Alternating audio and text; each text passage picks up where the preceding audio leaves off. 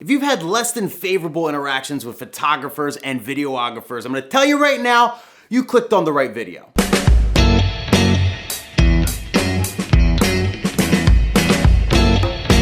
What's up, people? Welcome back to the channel. Thank you so much for joining me. So in this video, I'm gonna give you some really good tips on how to work well with photographers and videographers. And at the end, we can give them some tips too, because it's a two-way street, right? Now I wanna preface this entire video with one important fact, and that is that more couples than not, when they're booking weddings and stuff, they book their photographer before they book their DJ. Why does that matter? Well, if they already booked their photographer, they may ask he or she for some advice with booking a DJ. And if you were once an asshole to that photographer, guess what they're gonna say? So believe it or not, I think photographers in particular, because they're booked so early, do have a big influence on the couple's other vendor choices. So, if you've ever had a bad interaction, that's gonna hurt you. But if you've had great interactions and they actually like you, it's gonna help you. And it's also one of those things that you probably never know. I mean, I doubt that a couple would say, hey, we're gonna book you, but the photographer said you're a dick, so now we're not. They probably wouldn't even tell you that. It's like, oh, we went in a separate direction, that's it. And you would never know that it all came down to what their photographer had to say about you, But I want to make it seem like the only reason why you should be doing this is for a recommendation. I mean, obviously you should just be a nice person and work with others, and it just makes life easier in general too. I'm just saying that this is another aspect of it that a lot of people kind of don't think about. That's all. But anyway, let's get into these tips. So tip number one, give them a place for their shit. One of the biggest complaints that DJs have about photographers and videographers is we put a lot into our setups, right? We put a lot into making sure we look good, everything's clean and neat and whatnot. We're there early, setting it all up before pretty much anybody really gets there, or anybody's in the ballroom anyway. And a lot of times you'll have a photographer or a videographer will come through, hey, what's up? And then they put all their bags everywhere, right in front of your stuff. Maybe there's not a space anywhere. They just don't have nowhere to put it, but regardless, they put it in front of your shit and it looks terrible, and it bothers me, it bothers all of us, and I totally get that. But this is the perfect solution. I bought a huge ass facade to put behind me on purpose, so I always had extra space. And what I do is when I meet the photographer or videographer, when I see them, they come in the venue after I've been setting up and stuff, I'll tell them right off the bat, it's hey, if you want, I have a whole space for all your stuff right back here. You can access it and whatnot, and feel free to just use this little corner or this little portion right behind my facade to put all your stuff if you want. And that's all. It's really that simple. I'm just if you want, you could put it here. I mean, 99 out of 100 times they're gonna do it unless they have another space. But one thing that I've never had happen once when I do this is I've never had them say, nah, I'm good, and then continue just to put it in front of my stuff. I think when you offer them a place to put their things, they kind of automatically realize that you don't want them to put their stuff in front of your stuff. So, if they deny the space, they're gonna have another space elsewhere. So regardless, just asking that simple question will solve this problem that we have all the time. If your setup is tight, you don't have a big facade, you really don't have room for the photographers or videographers stuff, then maybe you can figure out a place within the ballroom that would work best, kind of nearby, hey, look, so I'm gonna set up right here. And then I was thinking if you guys want, you can put all your equipment right here and you'll be good to go. You know what I mean? Just present it right. Don't be a dick about it. Try not to be condescending. Try not to come off you're trying to tell them what to do. And people will get it. People will understand where you're coming from, where it's all right, well, he's not gonna go out of his way to tell me to put something somewhere unless he didn't want me to put it somewhere else. Tip number two, communication. One would say the key to any relationship is communication, and this also applies to working with photographers and videographers. I always go over the timeline with them so we're on the same page, let them know what we're doing, when we're doing it. Sometimes you might have to make little adjustments. Hey, I wanted to get a picture in between this. Can we push this back? Whatever. And I always do this first with the photographers and videographers. That way, when I talk with the wedding planner, when I talk with the day of coordinator, whoever you're working with at the venue, then you can relay this information. Hey, I went it over with the photographer and we want to make these little adjustments because the photographer has to do this or whatever, and then they'll accommodate you. And then you're kind of set, on the same page. Then we're about to do the formalities first dance, introductions, anything they need to get pictures of, anything that's important, you always want to give them 5-minute heads up. They might not be in the room. Some photographers and videographers edit the day of, they'll be doing whatever, they'll be in the other room on their computers. You want to make sure they're there, they're ready. Sometimes they have to set up their cameras and their settings, and that takes a little bit of time, especially with video. So always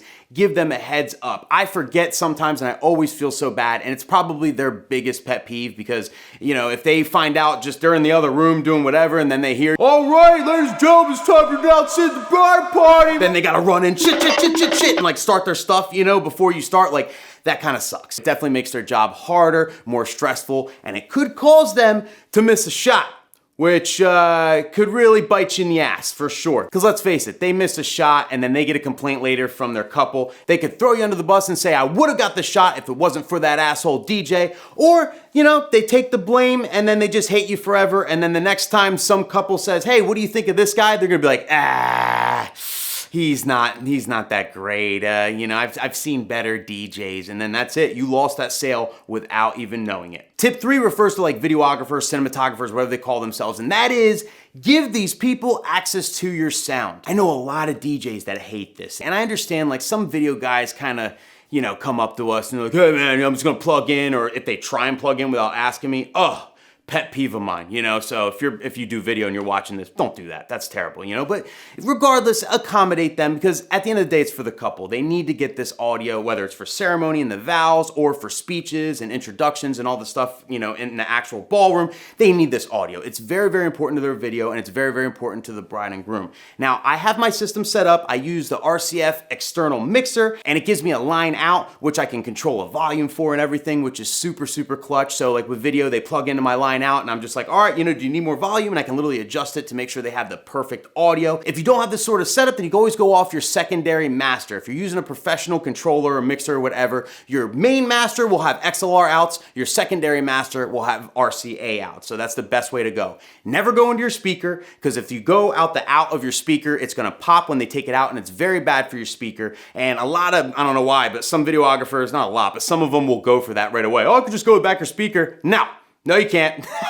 No, you can't. Don't do that. Don't let them do that, because, you know, if they leave in the middle of the party, you're dancing them, and then they pull their cord out, it's gonna be like, bop, and everybody's gonna be like, whoa, you know, they're gonna think like a gunshot went off or some shit. Don't let them do that. Either the secondary master of your mixer, or if you're using an external mixer, you're gonna have a dedicated out that they can use. And with all these tips, it goes without saying that, like, if you accommodate them, you know, if you ask them ahead of time, like, hey, you know, talk to the video guy, do you need sound? Like, if you need sound, it's this hookup, da-da-da. Like, if you're proactive and you accommodate them and you're nice, like, this is a better experience than they get with most DJs. Like, most DJs, like, don't ask or don't, like, you know, be proactive with this sort of thing, or straight up are just assholes and don't want to accommodate them, don't want to deal with it. So just by being proactive and being nice, you're already climbing up their list, because it's like, wow, this guy's cool, like, he's easy to work with. Tip number 4. Help them get dope shots. Now, some of you might be like, what do you mean, Nick? Like, what do you mean? I'm not the photographer. Why should I help them with their job? Okay, I have my own job to do. It's really simple, okay? Just hear me out. I guess this will go in the category of above and beyond, but why not go above and beyond, okay? If you see an opportunity where they can get a cool shot, you have a microphone and they don't. So use that to your advantage. For example, you're dancing, everybody. Boot cat. The dance floor is packed. Everything's great, right? You're mixing. Slither, slither, slither. You're in your glory. Life is grand, right? Well, you see the photographer over there with their camera getting shots of the dance floor. Maybe get on the mic and be like, hey, everybody, put those hands up. Look at our photographer right here. And point to the photographer. You have a microphone. You can get everybody's attention. Now, everybody puts their hands up and looks right at the photographer, all drunk, and they get that really sick shot. And you know what? That might be one of the best dancing pictures they take all night, and it was all because of you. And man, if you do that, that photographer will love you. It's like a straight up alley-oop. Straight up, like you're just tossing it up there for them and they do the slam dunk. I mean, it's all about working together. And if you do this, you could bet your ass they're gonna recommend you. You could bet your ass that if another couple asks them, hey, should I book this DJ? They're gonna remember like, yo, I got that dope shot because the DJ helped me out. He gave me a place to put my stuff. Like he went over timeline. He gave me warnings before he did everything. Hell yeah, book that DJ. I love working with him. And that's it. Do not underestimate what a big difference this will make to your business. Not to mention just getting along with people and just, you know, having a good work relationship just makes life grand when you're working with them again, because you're gonna have to work with them again. You know what I mean? Like it makes everything easier. So tip 5, the wedding's over, everything was great. I always give the photographer and videographer my card. Hey, here's my card, you know, if I didn't already know them, obviously. Thank you so much, it was great working with you. Listen, if you got any cool shots, send them to my email. I literally ask exactly like that too. Like I give them a grin or whatever. I'm saying, listen, if you got any cool shots, feel free to send them my way. I'll put it on my Instagram. I'll tag you and all that good stuff, whatever, you know what I mean? And then that's it. Do they send them to you? Not all the time. It might be 10% of the time. And sometimes you'll get shots like late, like it'll be like 3 months later and it's like, oh, by the way, we got these shots of you. And it's like, oh shit, cool. I need the content and there it is, you know? So if you do that every single event, you'll find that you will get like shots sporadically sent to you and whatnot, which is super, super cool. So it's a whole nother reason like they can literally give you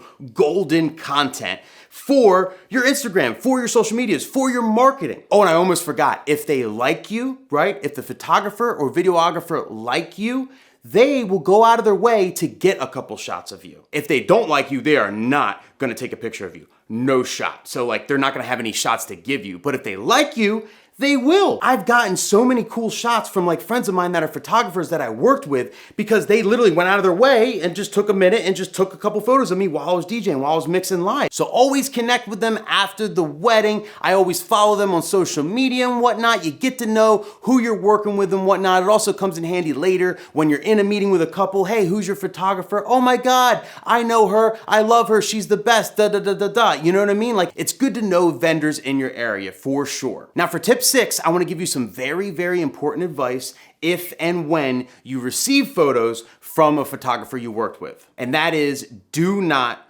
edit them in any way, shape, or form. Don't crop it, don't put a filter on it, don't lighten up the brightness, don't put a word on it, anything. Do not touch that photo. Post it as is. You gotta understand, just like our mixes are our art, their photos, their video, what they do is their art. And it's very insulting to a photographer if they send you a picture, edited, ready to go, hey, I got this pic of you, and you go ahead and you slap a filter on it, or you crop it, you know, so it's a square or whatever, like they get very, very offended. They may not say anything, they may just let you go and you post it, but man, will they never send you a photo again. You are on their blacklist. They do not like that at all. So make sure you don't do that. Post it as is. So that's it for my tips for working with photographers and videographers. Now let's flip the script. Here's some tips for the very few, or maybe none, photographers and videographers that may possibly, but probably not, are watching this. Tip number 1 is obvious because we talked about it in the beginning. Try not to put your shit in front of our shit. We love our setups. It can look sloppy. And honestly, ask the DJ and he'll probably accommodate you. If he doesn't, he's a dick, whatever. But you know, just try not to put it right in front of our setup, right in front of our facades, that sort of thing. Tip 2, most DJs are totally cool with accommodating you with getting sound or with like maybe putting a flash near a speaker or on top of a speaker or kind of using our equipment to kind of place your lights, you know, so you can get the right shots. We'll all accommodate you. I mean, if we don't, then, you know, then they're just an asshole. Don't worry about them. But most of us will be fine. We'll accommodate you. Just ask first. Don't touch our stuff without asking. We're funny about gear and a lot of us can, you know, get kind of butthurt if you just go ahead and do stuff without asking. So just, you know, just, hey, listen, do you mind if I put this here? Is this in the way? That sort of thing. And then 99 out of 100 reactions will be perfectly fine. And tip 3 for you guys is a big one. And I don't know, if you guys can like cut this part of the video out and just spread it over social media for me, it would really make me happy because this is very, very important. And this is my biggest pet peeve. And some photographers do it, but like a lot of videographers do it. And that is that damn floodlight. Oh my God, why? Why? Why do you use that humongous floodlight? You don't understand what a big buzzkill that is. That is the biggest buzzkill. Like you ever like dance, it's dark and like it's an environment, right? And you're dancing and jamming and then you got a huge floodlight on you and it's like, oh, okay, everyone can see me. Like it's awkward for most people. Like the average person will dance if they get drunk enough, but like they like to just do their own thing. They don't want to be center of attention. And putting a floodlight on someone or an entire crowd really makes them all center of attention, or at least feel that way. I don't do your job. This is just me using my common sense. But as a wedding DJ who's done a lot of weddings, I know number 1, the floodlight makes a huge difference. And number 2, I've also seen a lot of other photographers and videographers that don't use the floodlight and get fantastic results. So I know it's possible. But that's it, people. Thank you so much for joining me and watching. Hit the like button if you like this. Comment your thoughts below. Subscribe if you haven't already joined the squad. And I'll see you guys next video.